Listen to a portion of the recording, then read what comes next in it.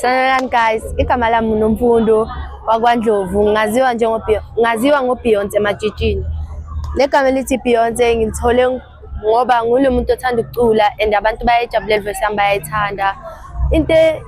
Abantu abaningi banokuzibuza ukuthi yini itshitshi. Itshitshi umuntu ozihloniphayo, angeke ube itshitshi ungasihloniphi. Uma uyitshitshi kumele ube umuntu ozithandayo, oclean, uma uyintombazane kumele uzinakekele.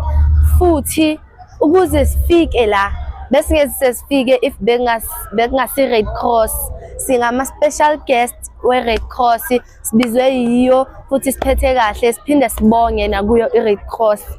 Ma uyintombi kumele uhlale njengentombi, intombi ayithanda abafana, ayihambi ima nabafana emakhoneni, futhi kumele usijwayeze ukugeza uma uyintombi. Angeke kube intombi uhambe uyolobu uzulu ungagezanga. Kumele usifundise ukuziphatha kahle, ufunde nokuthi ungaphendula abazali, awubi intombi usaphendula umzali alibeke nawe ulibeke.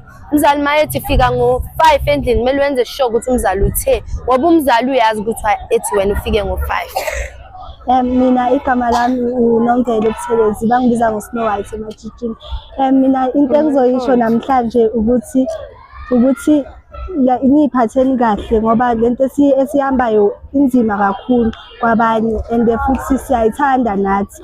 Futhi into engizoyisho ukuthi guys, ngicela niphatheni kahle ukuthi usesikhathini akumele usabe ukusho kubantu, kumele uzisho uyiveze nawe ukuthi uba, ngoba wonke intombazane iyadlula kule simo esikuso. Into engingayisho.